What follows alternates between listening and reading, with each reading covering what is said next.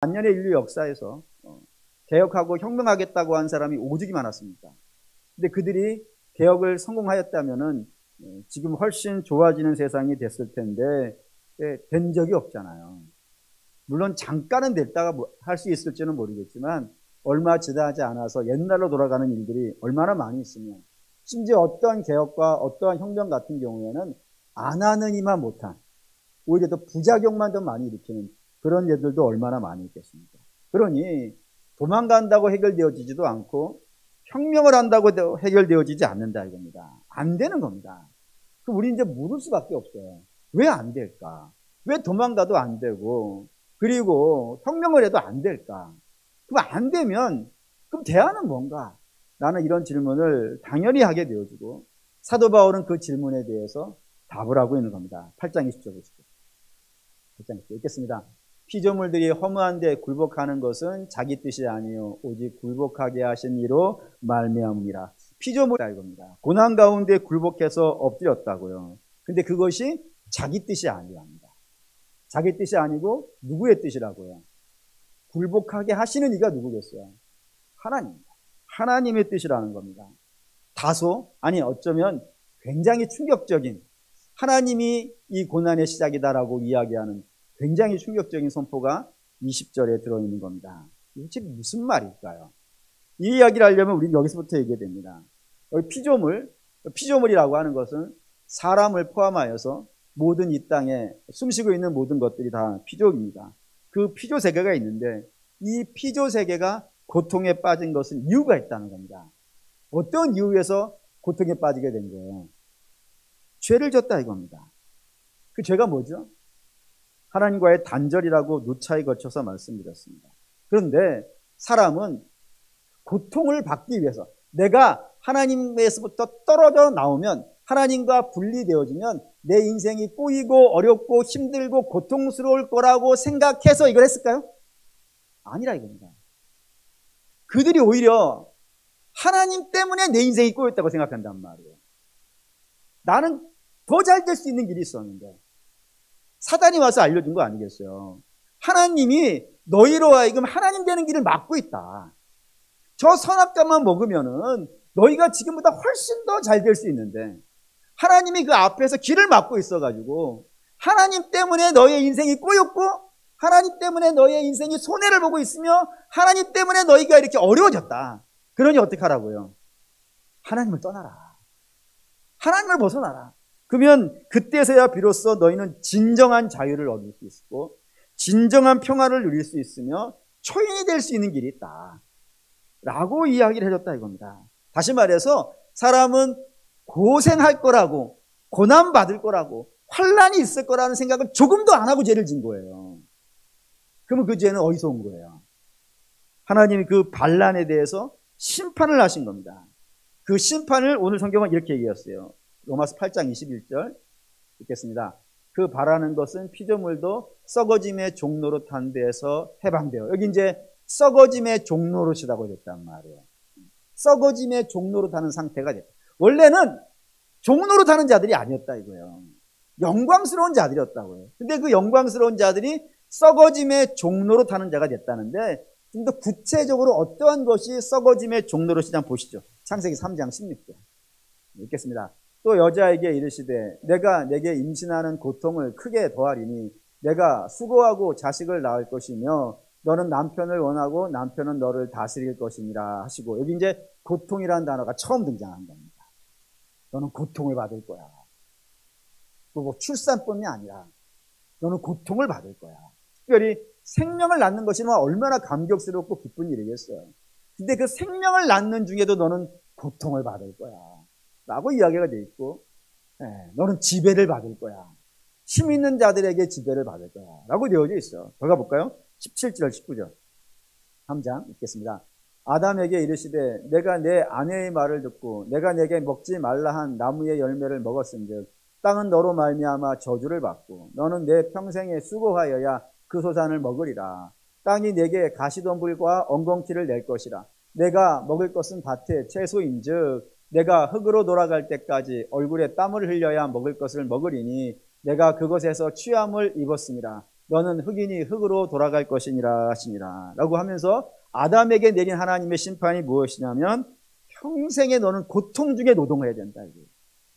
땀 흘리고 수고하면서 고통 중에서 일해야 된다 라고 되어져 있어요. 그리고 그렇게 고통 중에 수고하고 애쓰고 땀 흘렸음에도 불구하고 그들이 거두어질 수 있는 것이며, 그리고 그렇게 고통 중에 수고하고 애쓰고 땀 흘렸음에도 불구하고 것을 그들이 거두어질 수 있는 것이며, 더 나아가서는 그렇게 고통 중에 수고하고 애쓰고 땀 흘렸음에도 불구하고 것을 그들이 거두어질 수 있는 것이며, 더 나아가서는 홈으로 돌아갈 거야. 남자와 여자라고 이야기하는 볼도 다 여기에 등장하고 있는 겁니다. 다시 말해서 하나님이 죄에 대한 하나님의 심판으로 말미암아 사람들은 그걸 기대하지 않았다고요.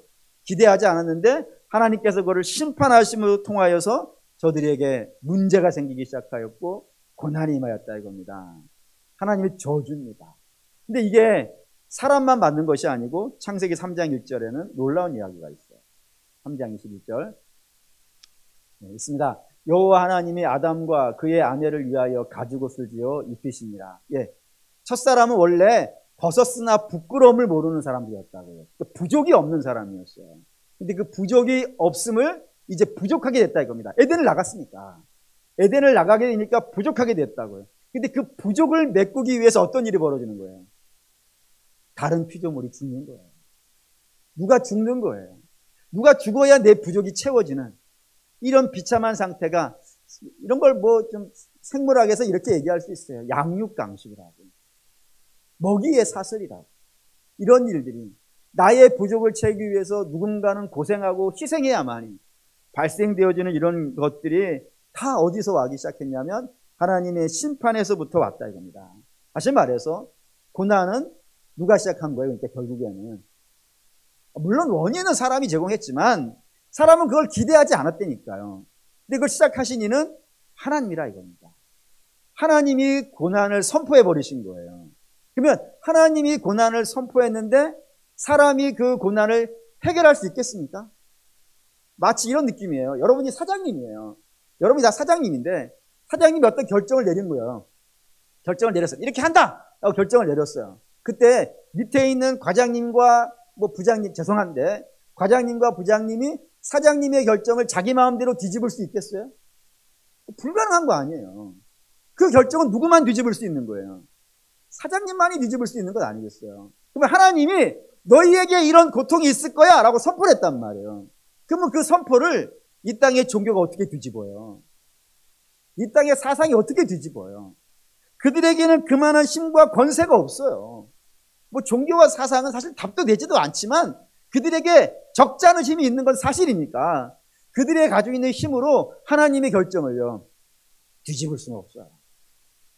오직 하나님만이 그걸 뒤집을 힘으로 하나님의 결정을 오히려 이 세상은 더 어떠한 모습이 되어질 거냐면 주께서 이렇게 말씀하셨어요. 오직 하나님만이 그걸 뒤집는 힘으로 하나님의 결정을 오히려 이 세상은 더 어떠한 모습이 되어질 거냐면 주께서 이렇게 말씀하셨어요. 오직 하나님만이 그걸 뒤집는 힘으로 하나님의 결정을 오히려 이 세상은 더 어떠한 모습이 되어질 거냐면 주께서 이렇게 말씀하셨어요. 오직 하나님만이 그걸 뒤집는 힘으로 하나님의 결정을 오히려 곳곳에 기근과 지진이 있으리니 문제들이 끊임없이 일어날 거라고요. 몇 번 해서 아시죠? 반복되는 나라가 나오면은 강조라는 의미를요. 민족이 민족을 대항해서 싸우는 것들이 한 번에 끝나는 것이 아니고 계속 나라와 나라가 일어나서 싸우는 것이 한 번 싸우고 끝나는 것이 아니고요. 계속 지진이 일어나고 곳곳에 기근이 일어나는 일이 한 번 끝나고 없어지는 것이 아니고요. 계속 끊임없이 그런 일들이 우리가 살고 있는 이 땅에서는 일어난다 이겁니다. 그리고 그 뒤에는 이런 이야기도 있어요. 속이는 일도 있고요. 남의 것을 빼앗은 일도 있고요. 그런 일들이 끊임없이 일어난다고요. 심지어는 적그리스도가 등장한다고 되어 있다고요. 그래서 사람들을 제대로 가고 있는 사람들을 유혹해가지고 악한 데 빠뜨리는 그런 일들도 앞으로도 계속 있을 거라 라고 주께서 말씀하셨다 이겁니다. 그런 관점에서 본다면 사랑하는 믿음의 성도 여러분, 우리가 어떤 좀 노력을 해가지고 부자가 되면 좀 나을 것 같습니까? 부자가 되어지면 인생의 고난이라는 건 싹 다 없어지고 아무 문제 없이 사실 것 같습니까? 내지는 여러분들의 자녀가 좋은 대학 가고 그래서 좋은 데 취직한다 그러면은 여러분 인생의 문제가 싹 없어질 것 같습니다. 뿐만 아니라 권력을 잡았어요. 세상의 업령 권력을 잡았어요. 그러면 그 권력 잡은 자에게는 고난도 없고 어려움도 없겠습니까? 어쩌면 그것 가졌기 때문에 더 심각한 일이 벌어지는 일도요. 일어난다 이거예요. 뭐 결혼도 그런 거 아니겠어요? 결혼도. 우리 뭐 결혼하면은 잘 먹고 잘 살 것이다. 이거는 동화책에 나오는 얘기 아니에요. 백설공주가 왕자랑 만나가지고 결혼했더니 잘 먹고 잘 살았더라. 라는 거는 동화책에 있는 이야기고. 여러분도 아마 그래서 결혼했을걸요? 저 남자랑 결혼을 하면은 또는 뭐 저 여자랑 결혼을 하면은 내 인생의 모든 문제가 끝나고 지금 난 죽어도 좋아. 그리고 결혼한 거 아니에요. 그리고 나서 얼마 안 지나서 내가 왜 했을까? 아, 이거 열받네. 이런 일이 벌어지는군요. 저 빼놓고 다 그랬잖아요.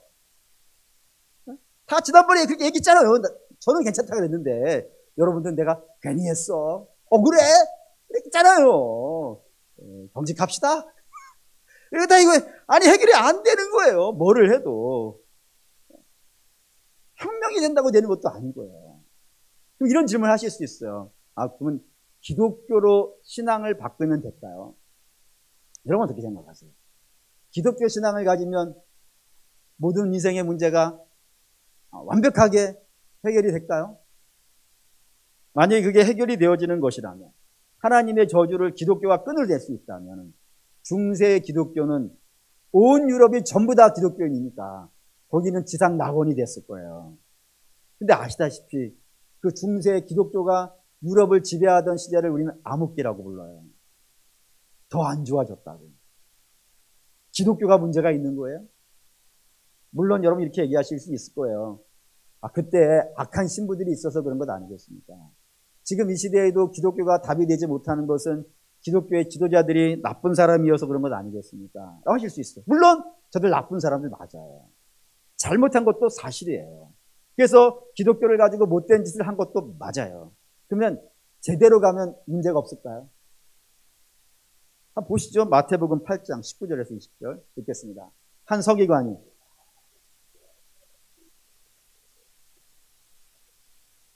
예수께서 이르시되 여기도 굴이 있고 공중에 새도 거처가 있으되 인자하는 머리 둘 곳이 없다 하시더라라고요. 여기 서기관이라면 유대인이고 유대교인이에요. 유대교인이 예수님을 따르겠다고 하는 건 개종하겠다는 겁니다. 유대교와 기독교는 다른 종교니까 개종하겠다고. 지금도 유대교에서 기독교로 개종하는 사람이 거의 없어요. 그 사회에서 완전히 이게 됩니다. 뭐 이슬람에서 기독교로 개종하는 것만큼 어려운 게 유대교에서 기독교로 개종하는 거예요. 그만큼 어려워요. 그걸 하겠다는 거예요. 근데 주께서 그래 잘 생각했어. 나를 따라오면 인생 다 풀려 라고 이야기하시지 않았다 이거예요. 오히려 뭐라 그랬냐면 야, 나 따라오면 고생할 텐데 라고 했다는 거예요. 물론 저 고생은 천국에서 말하는 고생은 아니에요. 예수님이 이 땅에서 살아가시는, 그러니까 믿음을 따라가는, 예수님을 따라서 믿음으로 살겠다고 하는 것은 이 죄 많은 세상에서 믿음이 좋으면 좋을수록 어려움에 빠질 확률이요 더 많아요. 아니 여우도 굴이 있대잖아요. 여우도 굴이 있는데 당신은 없다고. 그래도 올래? 라고 이야기하고 있다고요. 심지어 이런 말씀도 있어요. 요한복음 17장 14절 읽겠습니다. 내가 아버지의 말씀을 그들에게 주었사오매 세상이 그들을 미워하여 싸우니 이는 내가 세상에 속하지 아니함같이 그들도 세상에 속하지 아니함이니이다 라고 했다고요. 여기 미워한다고 되어 있어요. 저 미워한다는 걸 주께서 이렇게 말씀하셨어요. 너희를 미워할 거라고. 근데 너희를 미워하면 그 앞서서 누구를 미워했다고요? 예수를 나를 미워했다 그런 거란 말이에요. 그러니까 세상이 교회를 미워하는 것과 예수를 미워하는 것은 동급이에요. 동급이라고요. 그래서 세상이 예수님을 미워해서 어떻게 하나요? 쫓아내버리잖아요. 쫓아내버리고 학대하고 미워한 다음에 결국에는요 십자가에 달려 죽였다고요. 그 미움이 이제는 예수님이 눈에 안 보이니까 예수님에게서는 향하지 않고 항상 그 미움이 어디를 향해요? 성도를 향해요. 믿음 생활을 못해서가 아니라니까요. 믿음 생활을 잘하면 잘할수록 그 미움의 강도는 예수님을 미워하는 강도가 돼요. 오히려 믿음이 어쩌면 별로 없으면 친하게 지낼지 모르겠어요. 근데 믿음이 강하면 강할수록 내가 예수를 제대로 믿어보겠다, 내가 십자가 지고 가겠다 라고 생각하면 할수록 미움의 강도는 더 커질 수도 있어요. 근데 가장 강력한 건 아마 이걸 것 같습니다. 요한계시록 12장 17절 읽겠습니다. 용이 여자에게 분노하여 돌아가서 그 여자의 남은 자손 곧 하나님의 계명을 지키며 예수의 증거를 가진 자들과 더불어 싸우려고 바다 모래 위에 섰더라라고. 여기 용이 뭐냐면 옛뱀, 그 사단입니다. 그 사단이 여자에게 분노하여서 여자의 남은 자손이라고 되어 있다고. 저 남은 자손이 누구겠어요? 교회예요. 뭘 보면 교회라고 하냐면 교회는 뭐를 가지고 있기 때문에? 예수의 증거를 가지고 있기 때문이니까요. 그리고 예수님의 주신 계명을 가지고 있어요. 그 계명을 가지고 지키려고 한다니까요, 지금. 예수의 증거를 가지고 있고 십자가의 죽으심과 그리고 무덤에서 부활하신 그 증거를 가지고 있고, 그리고 하나님께서 우리에게 주신 말씀을 가지고 있다니까요. 그걸 가지고 있기 때문에 고난을 당하는 거예요. 그래서 어떻게 고난을 당하냐면 13장에 이렇게 되어 있어요. 이 용이 바다에서 짐승을 끌어올리고 그리고 땅에서 짐승을 끌어올려요. 그래서 교회에게 뭐를 요구해요? 짐승의 표를 받으라고. 그래서 그 받는 사람들은 문제가 없어요. 근데 안 받겠다고 한 사람들이 문제가 된 거예요, 항상. 나는 거절합니다. 나는 짐승의 표 666을 받을 수 없습니다. 나는 그 사람들을 향해서 치열한 공격이 있고, 고통이 있고, 괴로움이 있는 것으로 성경이 우리에게 알려주고 있다고요. 이런 것들을 종합해 봤을 때, 여러분, 이 세상에는 고난과 고통이 있어요. 그리고 어디에나 있어요. 언제나 있어요. 믿음으로 강하게 나가도 그 고난이 있어요. 물론 그 고난이 영원하지는 않아요. 영원하진 않아요. 로마서 8장 19절 끝날 날이 있습니다. 보시죠. 피조물이 고대하는 바는 하나님의 아들들이 나타나는 것이니. 여러분. 왜 피조물들이 이 땅에서 간절히 기도하냐면 하나님의 아들들이 나타나는 걸 기도한다 그랬는데, 기대한다 그랬는데, 하나님의 아들들이 언제 나타날까요? 이제 하나님의 아들들이 나타나는 것은 주의 재림의 때. 그때 우리의 모습이 호련히 변화될 거예요. 아주 영광스러운 모습으로 변화될 거예요. 뿐만 아니라 이미 죽어서 무덤에 묻혀 있거나 바닷속에 죽어 있는 자들은요, 바다가 그들을 내놓을 것이고 땅이 갈라지면서 저들이 나올 거예요. 나와가지고 이미 형체가 없어질 듯이 다 사라졌다 하더라도 주께서 저들에게요, 영원한 몸을 입혀주실 거예요. 그때가 바로 하나님의 아들들이 이 땅에 나타난 날, 곧 주님이 다시 이 세상에 재림하는 날일 겁니다. 그 재림하는 날에 모든 것이 새로워져요. 그 새로워진 장면 보시죠. 요한계시록 21장 1절에 4절입니다. 있죠. 또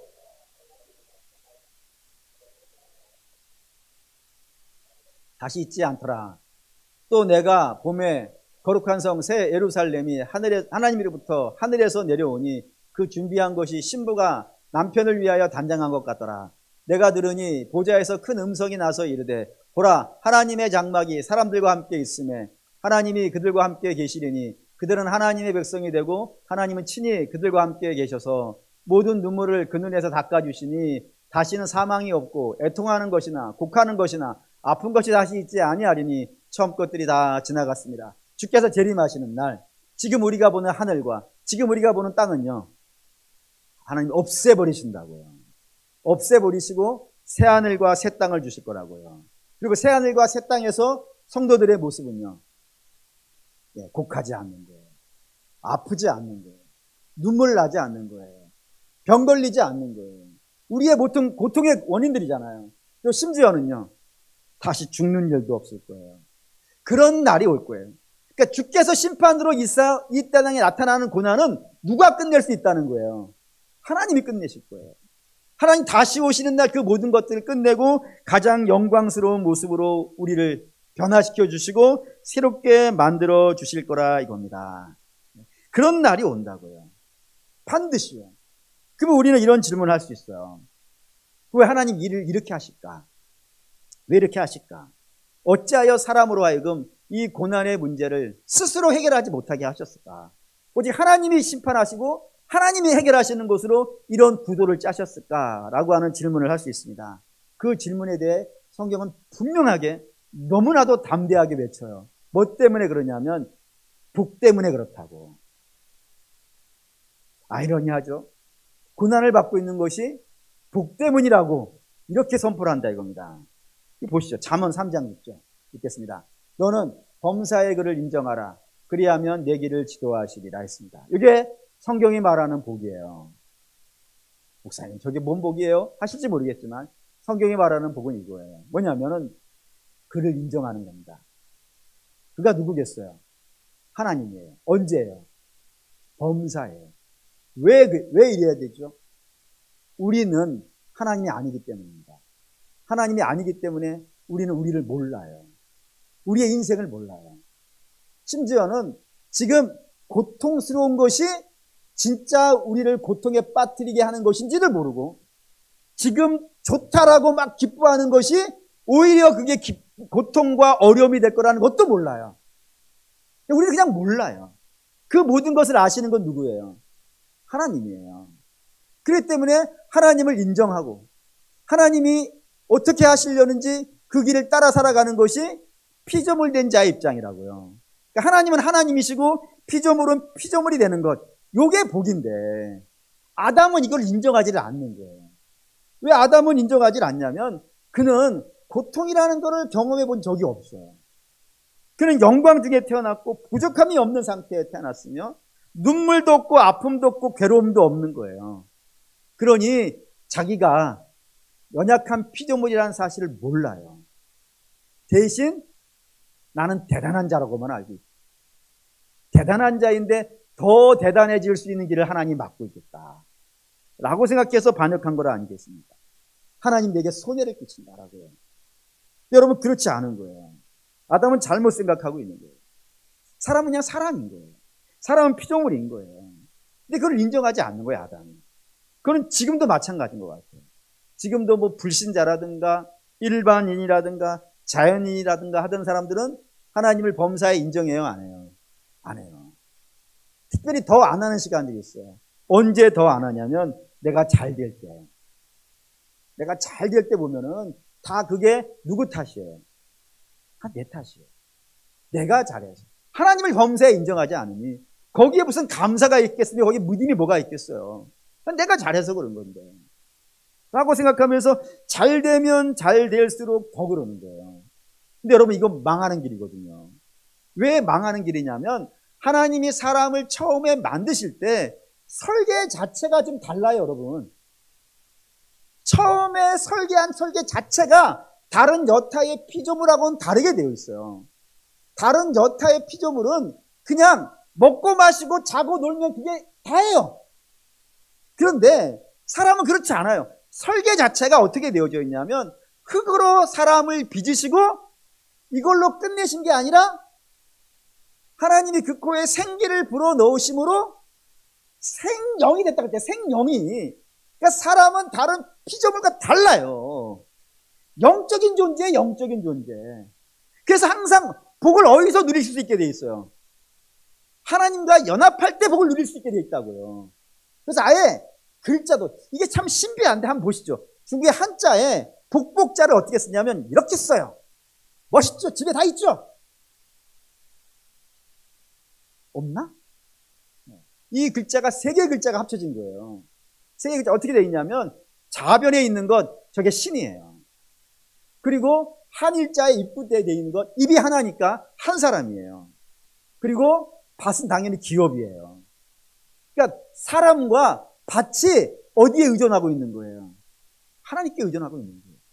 저 어떻게 저렇게 만들었을까?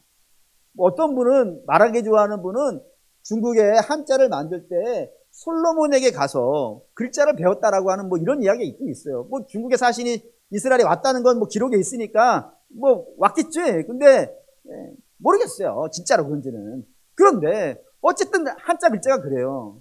사람이 언제 복 있냐? 내 기업이 언제 복 있냐? 하나님과 함께 있는 것이라고요. 이게 한자만 그런 게 아니라 히브리어도 그래요. 히브리어로 이렇게 써요. 원래는 저거를 한글로 안 써놔야 저만 읽을 수 있는 건데 여러분, 아까 지우라 그랬는데 안 줬어요. 저만 읽었기를 바래요. 저게 임마누엘이라는 글자인데, 임마가 욕이 아니에요, 여러분. 어떤 사람 자꾸 욕이라 그래요. 하나님이 임마하고 함께 있는 거라고 하는데, 임마는 욕이 아니에요. 함께예요, 함께. 그리고 누는 우리예요. 그리고 엘은 하나님이에요. 그러니까 하나님이 우리와 함께 있는 거. 같은 글자인 거예요. 신비하죠. 어떻게 이렇게 글자가 되는지는 모르겠어요. 근데 하나님이 우리와 함께 있는 것, 이게 복이라 이겁니다. 근데 아담은 이걸 인정하지 않아요. 하나님이 내 인생의 앞길을 막고 있다고 믿으니까. 사단에게 속아서. 자꾸 자기를 의지하려고 해요. 성경은 하나님을 의지하라 그러는데, 근데 사람이 언제 하나님을 의지하던가요? 여러분은 기도를 대체로 언제 많이 하던가요? 어려울 때 아닙니다. 잘 나가고 있을 때에는 돌아다니기 바쁘고 내 힘 의지하고 살아가는데, 어려움 만나게 되어지면 그때서야 비로소 하나님 앞에 겸손하게 앉아서, 하나님, 저는 이걸 해결할 수가 없습니다. 하나님만이 할 수 있어 라고 하나님께 엎드리는 건 우리가 늘 보는 것 아니겠어요? 그래, 하나님께서 어떻게 하시겠습니까? 물론 하나님이 고난을 사람들에게 허락을 합니다. 거룩하게 하시려고, 자기를 부인하게 하시려고, 거룩으로 가게 하시려고 고난을 허락하시는데, 이 고난을 항상 주지는 않아요. 만약에 하나님이 고난을 모든 사람에게 항상 주신다면요, 견뎌낼 수가 없어요. 사람은 그만큼 강하지 않아요. 그렇기 때문에 좋을 때 당연히 주신다 이겁니다. 그런데도 불구하고 종종 우리가 잘못하지 않았음에도 불구하고 때로 어려움에 빠지는 것은 우리를 알게 하시고, 우리가 피조물임을 알게 하시고, 하나님을 의지하게 하시고, 하나님을 따라 살게 하시려고 하는 하나님의 깊으신 뜻으로 등장하더라 이겁니다. 그래서 고난은 그렇게 등장하는 거예요, 성경에서는. 물론 사랑하는 우리 믿음의 성도 여러분, 바라고 원하는데, 고난을 다른 사람하고 비교하지 마십시오. 항상 말씀드리죠. 이 세상에서 가장 큰 고난은 누가 받는 거예요? 제가 이걸로 말씀을 드렸어요. 오전에도 했으니까 또 장모님 하겠습니다. 우리 권장군님 특공대 출신이에요. 저는 방위 출신이에요. 누가 더 군대 생활을 어렵게 했겠어요? 저는 당연히 저라 그래요. 이야기를 들어보면 객관적으로 우리 장모님이 제일 어렵게 했어요. 그런데 저는 제가 더 어려워요. 왜? 저의 부대는 태능에 있었어요. 태능에서 출퇴근을 해야 돼요. 문제는 그 출퇴근하는 그 사이에 두 개의 학교를 지나가야 돼요. 하나는 육군사관학교, 하나는 서울여대. 여러분, 육군사관학교, 토요일에 육군사관학교 정복 입고 007 가방 들고 쫙 나오는 애들 얼마나 멋있는지 아세요? 키가 다 180이야. 저하고 비슷한가? 그리고, 몸이, 우와! 그래요.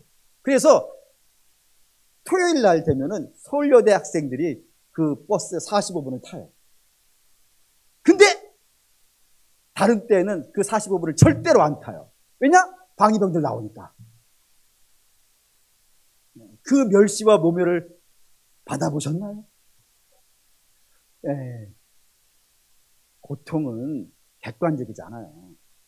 남이 걸린 암보다 내가 걸린 감기가 더 고통스러워요. 비교하지 마세요. 각자 있어요. 하나님이 각자 그 길을 걷게 하신다 이겁니다. 왜요? 그 길을 걸으면서 누구를 만나라고요? 하나님을 만나라. 좋으면 안 본단 말이에요. 좋으면 안 본다. 애들도 그러잖아요. 배고파야 집에 오잖아요. 배 안 고프면요, 싸돌아다니지 않습니까? 배고파야 집에 와요. 아파야 엄마 불러요. 놀 때 부르던가요. 참 묘해요. 그 길을 하나님께서 걷게 하시는 거라 이겁니다. 사랑하는 여러분, 그래서 성도는 이 땅에 고난이 있음을 전제하고 사는 거예요. 어디나 있습니까? 이건 언제 끝나니까? 하나님 오셔야 끝나니까. 오시기 전까지는요, 여러분이 어느 곳에 있든지, 어떤 상황에 있든지, 누구를 만나든지, 어떤 일을 하든지 간에 한 번씩 한 번씩, 물론 매일이 아니라 한 번씩 한 번씩 고난이라는 걸 만날 수밖에 없어요. 그리고 성도는 왜 고난이 내게 있습니까? 이렇게 묻는 게 아니고, 묻는 방식 자체가 틀려졌어요. 어떻게 물어야 되냐면, 주님, 고난이 있는 건 이제 알겠습니다. 주님 오실 날까지 고난이 있다는 걸 이제 인정합니다. 그러면 이 고난을 어떻게 살아갈까? 살아야 되지 않겠어요?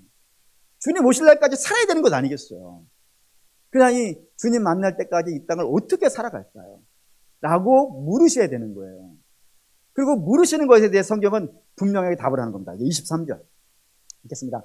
그뿐 아니라 또한 우리 곧 성령의 처음 익은 열매를 받은 우리까지도 속으로 탄식하여 양자될 것 곧 우리 몸의 속량을 기다리느니라. 예, 어떻게 하라고요?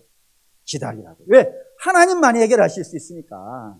하나님만이 해결하실 수 있으니까 성도는 하나님이 이 문제를 해결하실 수 있도록 기다려야 되는 거예요. 근데 이 기다리는 것이 부정적이고 소극적이지 않아요. 손가락 빨면서 기다리는 게 아니에요.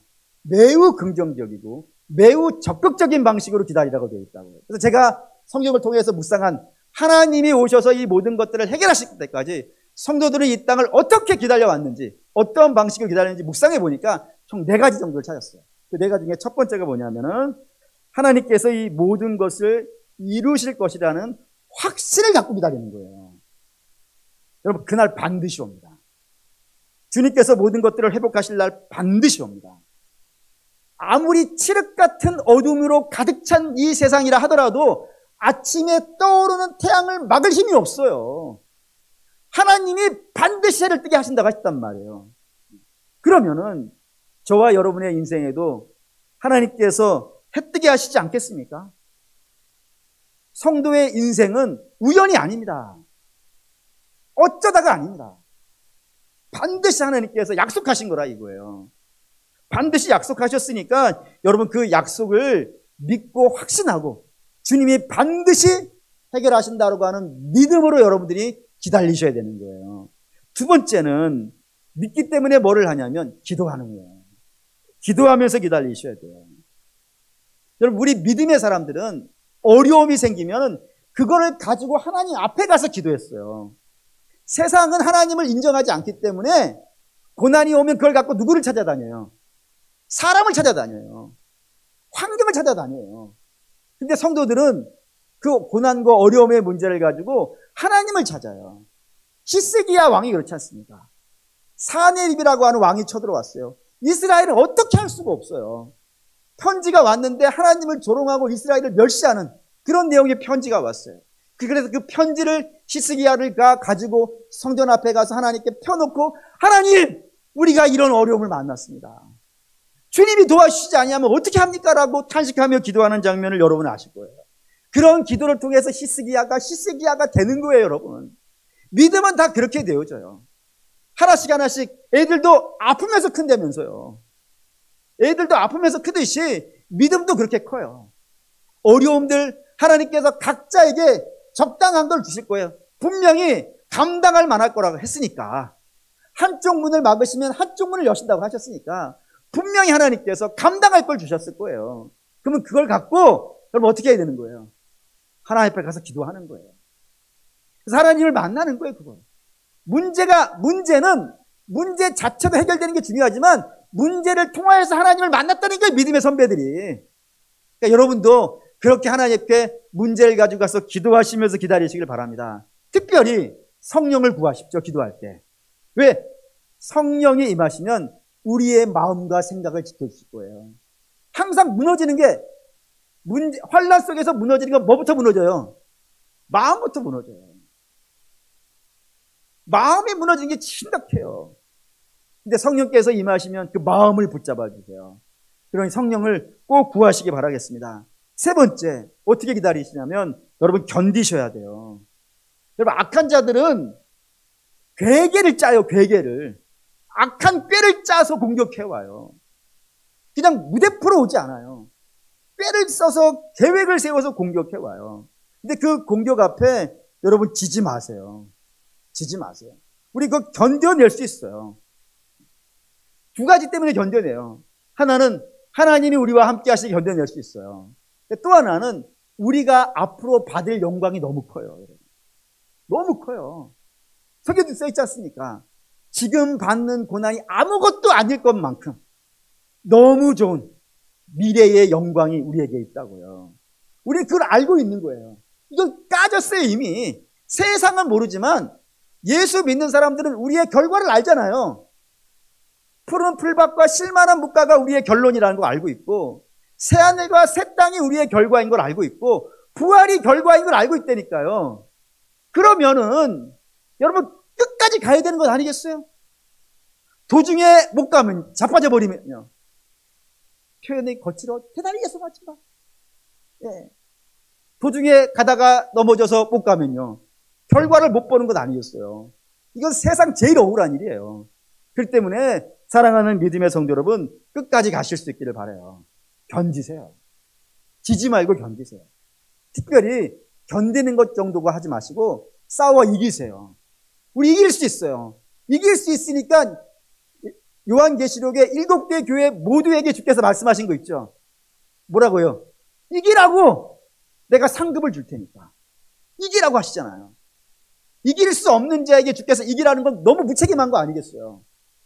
근데 우리에게는 이길 수 있는 권세와 힘이 있는 줄 믿습니다. 이기세요. 고난 왔다고 포기하고 쓰러져서 못 가겠다 하지 마시고 견디고 싸우고 이기세요. 그러면서 기다리는 거예요. 마지막 네 번째는 하나님 말씀으로 무장하셔야 돼요. 이기려면. 왜? 말씀에는 놀라운 힘이 있어요. 볼까요? 요한복음 14장 21절 읽겠습니다. 나의 계명을 지키는 자라야 나를 사랑하는 자니 나를 사랑하는 자에게는 내 아버지께 사랑을 받을 것이요 나도 그를 사랑하여 그에게 나를 나타내리라 했습니다. 성도의 힘은 어디에 있어요? 하나님의 사랑받는 게 있는 거 아니에요. 자식의 힘은 어디에 있어요? 제가 지금까지 쭉 봐오니까, 목회를 하면서 봐오니까 부모에게 사랑을 많이 받고 자란 아이와 부모에게 사랑을 많이 받지 못하고 자란 아이는 달라요, 여러분. 달라요. 그래서 집에 가서 여러분 자녀를 많이 사랑해 주세요. 나이에 관계없어요. 자식은 부모가 살아있는 동안에 사랑을 주도록 돼 있어요. 많이 사랑해 주세요. 자식은 부모의 사랑으로 커요. 마찬가지로 성도는요, 하나님의 사랑으로 커요. 근데 주께서 내가 그를 사랑하는 걸 언제 사랑한다고 써놓으신 거예요? 나의 계명을 가지고 지키는 자라야 나를 사랑하는 자니 나를 사랑하는 자는 내 아버지께 사랑을 받을 것이고 나도 그를 사랑하여 그에게 나를 나타내리라 했다니까요. 그게 하나님 말씀 안에 있는 힘이에요. 하나님 말씀 많이 보시길 바라요. 분명히 그 안에 말할 수 없는 하나님의 사랑이 넘쳐나요. 뿐만 아니라 에베소 6장 17절 읽겠습니다. 구원의 투구와 성령의 검 곧 하나님의 말씀을 가지라. 전신갑주인데 이 전신갑주 중에 유일한 무기는 성령의 검 하나밖에 없어요. 나머지는 무기가 아니에요. 자기를 보호하는 방패들이고 공격용 무기는 딱 성령의 검 하나만 있어요. 그 성령의 검이 뭐라고요? 하나님 말씀이라고. 그래서 예수님이 사단이 시험에 왔을 때 세 가지 시험을 다 뭘로 이겨요? 하나님 말씀으로 이겨요. 예수님은 하나님 말씀으로 안 이겨도 되시는 분이에요. 당신이 하나님이시니까 썩 물러가라 라도 끝나시는 거예요. 그런데 하나님 말씀으로 이기시는 것은 우리의 본이 되기 위함인 줄 믿습니다. 우리의 무기예요. 여러분 무기를 가지고 있어야겠죠. 가지고 계세요. 무기 집에 놓고 다니지 마세요. 목사님 그걸 어떻게 이걸 매일 학교 들고 다닐까요? 뭐 들고 다니면 할렐루야예요. 근데 최소한 외우고 다니세요. 몇 단을. 늘 읽으시고 할렐루야. 네, 그 무기예요. 부지런히 읽으시고 그 말씀 안에 거하시고 그 말씀 따라 살아가는 그렇게 하루가 하루 되시기 바랍니다. 성도는 세상을 고치는 자들이 아닙니다. 그저 내 인생 하루를 하나님 말씀을 따라서 살아가는 자들이에요. 그러면 달라지는 거예요, 주변이. 결론 내리겠습니다. 세상에는 고난과 고통이 있어요. 있었고 지금도 있고 앞으로도 있어요. 하지만 성도는 망하지 않습니다. 왜죠? 하나님이 아들을 주고 건져낸 자식들이에요. 어떻게 망해요, 그게? 망할 수 없어요. 단지 우리 주께서 우리를 거룩하게 하시기를 원하고 우리가 하나님을 의지하기를 원하시고 하나님과 깊은 만남을 갖기를 원하세요. 그래서 때로 우리를 풀무에 넣어서 금같이 만드시고 도가니 속에 넣어서 은같이 만들어내시는 일을 하십니다. 그때 여러분 혹시 어려움이 있으시면은 이거 망하라고 하는 것이 아니라 기도하러 하는구나. 더 하나님께 다가오라는 이야기구나. 더 하나님과 만나자는 이야기구나. 라고 받으시기를 바라요. 그러면 반드시 그것으로 인하여서 저와 여러분 승리하게 될 것이고요. 그것으로 인하여서 하나님께 감사하게 될 것이고요. 그것으로 인하여서 하나님을 노래하게 될 겁니다. 하나님 그런 목적을 가지고 있어요. 그러니 지지 마시고 싸워 이기시는 저와 여러분 되시기를 주의 이름으로 축원합니다. 아멘.